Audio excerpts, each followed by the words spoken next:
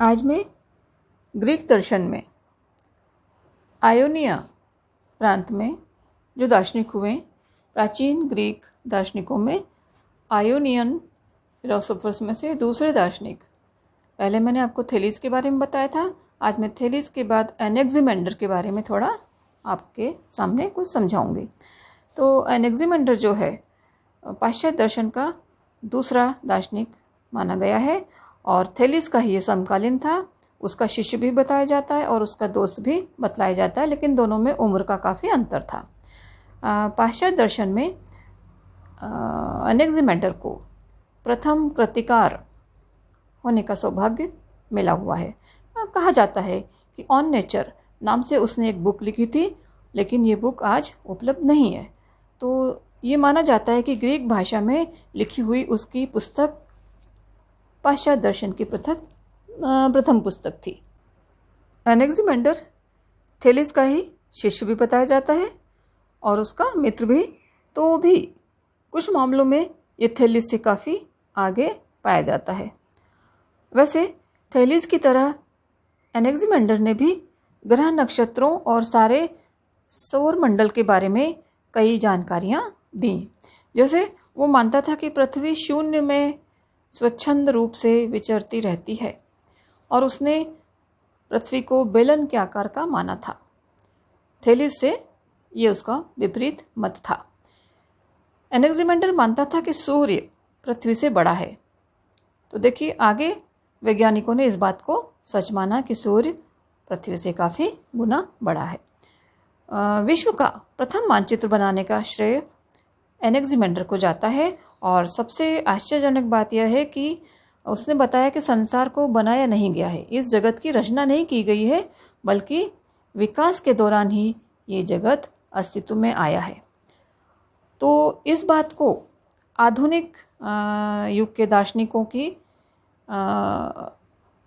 भी दृष्टि समझ नहीं पाई थी। आधुनिक युग के जो दर्शन शास्त्री थे वे भी इस चीज़ में इतना निश्चिंत नहीं थे। वे भी मानते थे कि विश्व की रचना किसी ने की है, किसी प्रकार हुई है, लेकिन वे ये नहीं बता पा रहे थे कि विकास के दौरान ये विश्व हमें इस रूप में प्राप्त हुआ है। ये बात एनेक्सिमेंडर ने बहुत पहले ही बता दी थी। विकास का ये जो सिद्धांत है हम जानते हैं कि जीव जगत पर लागू होता है। एनेक्सिमेंडर इस क्रम में कहता है कि मनुष्य भी दूसरे प्राणियों की तरह ही मछली से विकसित हुआ है। बहुत से दार्शनिकों ने, वैज्ञानिकों ने माना है कि मछली से मानव का विकास हुआ है, क्योंकि एनेक्सिमेंडर और ये जो दार्शनिक थे ये समुद्र के किनारे रहते थे और पानी की अहमियत को समझते थे। इसीलिए ये लोग मानते थे कि मनुष्य मछली से विकसित हुआ है। जब उसे आवश्यकता होती है तो वो ज़मीन पे आ जाता है और जब उसे आवश्यकता पड़ती है तो वह पानी में फिर से चला जाता है। जीवधारियों के विकास की श्रृंखला में उसने माना कि मनुष्य का अस्तित्व सबसे अंत में आया। मनुष्य क्यों अन्य जीवों के बाद सबसे अंत में अस्तित्व में आया, इसके लिए एनेक्सिमेंडर तर्क देता है कि अन्य कोई भी जीव जो है वो शिशु अवस्था में मानव के शिशु की तरह असहाय नहीं होते। इससे साबित होता है कि यदि मनुष्य जैसा आज है वैसा ही रहा होता, हमेशा से रहा होता, तो उसका अस्तित्व आरंभ में ही कभी का नष्ट हो गया होता। अब हम देखेंगे कि अन्य दार्शनिकों की तरह जो उसके समकालीन थे वे सभी जानना चाहते थे कि इस विश्व का मूल तत्व क्या है, वो क्या पदार्थ है जिससे इस जगत की रचना हुई है।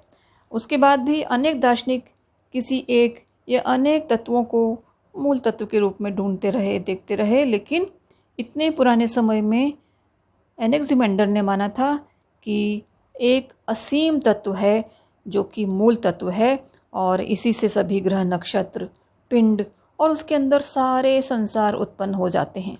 ये जो असीम तत्व है ये बाउंडलेस है और ये शाश्वत है, एटर्नल है और कालातीत है, काल के परे है। काल इस पर प्रभाव नहीं डाल सकता। ये एजलेस है और सारे जगत को, सारे विश्व को घेरे हुए है।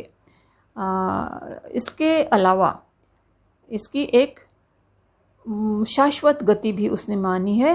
एटर्नल मूवमेंट इसमें होता रहता है, एक एटर्नल मोशन है इसमें जो जगत की उत्पत्ति में सहायता देता है।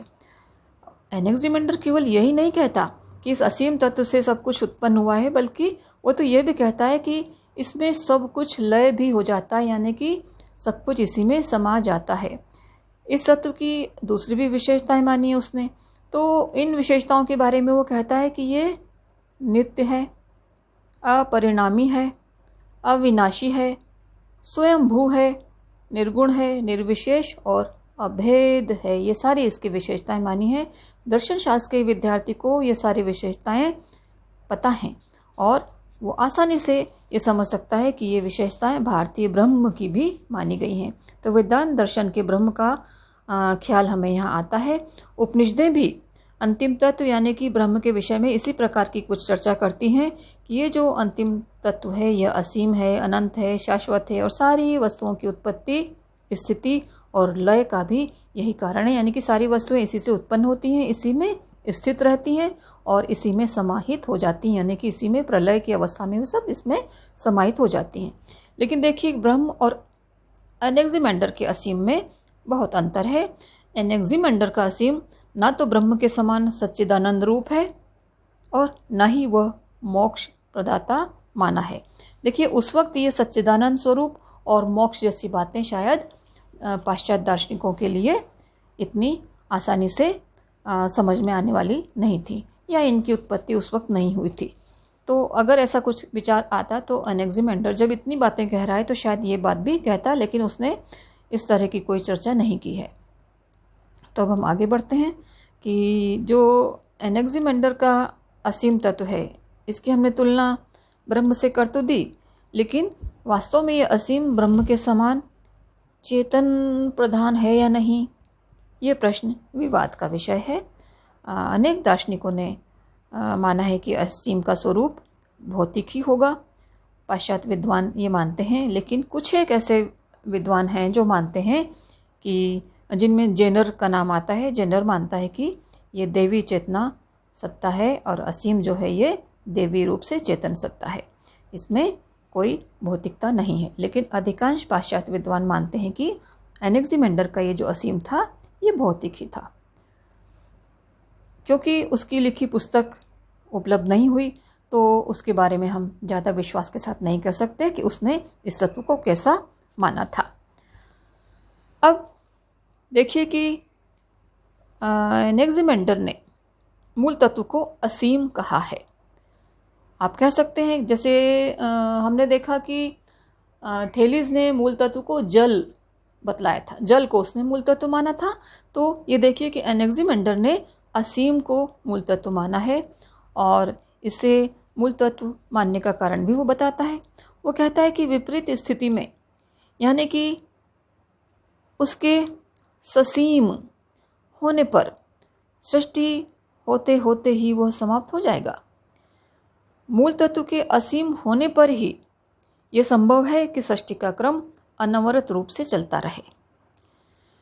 तो क्योंकि सृष्टि में अनवरत रूप से ये सृष्टि का क्रम चला आ रहा है, इसलिए उसने कहा कि असीम ही जगत का मूल कारण है। उसका मानना है कि हमारे संसार का के समान इस यूनिवर्स में असंख्य संसार हैं और वे सारे के सारे असीम से निकलते हैं। असीम में ये क्षमता है कि उससे हर चीज़ निकलती रह सकती है और असीम से किस तरह से संसार की उत्पत्ति हुई उसने इसको भी समझाया है। वो कहता है कि जगत का निर्माण असीम तत्व से उष्ण और शीतल इन दो विरोधी युग्मों के निर्गमन से आरंभ हो जाता है। ये जो निर्गमन है असीम की नित्य गति के कारण संभव होता है और इस निर्गमन के पश्चात शीतल पृथ्वी का रूप धारण कर लेता है। देखिए, वैज्ञानिक भी मानते हैं कि पृथ्वी शुरू में आग का गोला थी और धीरे धीरे धीरे वो ठंडी होती गई। तो यहाँ पाश्चात्य दर्शन में दार्शनिकों ने और वैज्ञानिकों ने एनेक्सिमेंडर से बहुत कुछ लिया है। अब वो कहता है कि ये शीतल जो है पृथ्वी का रूप धारण कर लेता है, जो कि ब्रह्मांड के मध्य मौजूद होती है। आरंभ में उसने माना कि पृथ्वी तरल थी और धीरे धीरे वो ठोस होती गई। फिर इसके चारों तरफ उष्ण जो था अग्नि रूप में जमा होने लगा। इसकी गर्मी पृथ्वी की आर्द्रता को भाप के रूप में बदल देती है। इसके बाद यह वायु अग्नि के घेरे को अनेक टुकड़ों में तोड़ देती है जो कि चक्राकार होते हैं।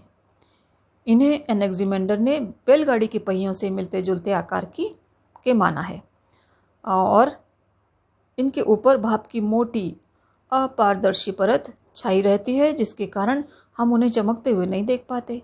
हाँ, भाप की परतों में छेद होने के कारण हम इनका कोई ना कोई अंश जरूर देख पाते हैं और ये अंश ही उसने बताए हैं सूर्य, चंद्रमा और तारे हैं। वो कहता है कि ये सारे अग्निपुंज हैं और पृथ्वी के चारों तरफ चक्कर लगाते रहते हैं। ये बात और है कि उसने थेलिस की तरह पृथ्वी को गोलाकार नहीं माना, बेलनाकार माना है। तो उसके दर्शन की हमें इतनी जानकारी मिलती है। ये देखिए कि आने वाले दार्शनिकों और वैज्ञानिकों को उसने बीज रूप में बहुत सा ज्ञान दे दिया था। दार्शनिकों ने असीम की कल्पना उठाई जिससे आगे जाकर के प्लेटो, अरस्तु और जो पाश्चात्य दर्शन के महान दार्शनिक हुए हैं इसी प्रकार उन्होंने इसका विकास किया। और पाश्चात्य विज्ञान में जो आगे डेमोक्रिटस और ल्यूसिपस आए हैं उन्होंने उसके चक्राकार जो तत्व थे उनसे एटम की कल्पना ग्रहण की है। तो आज इतना ही।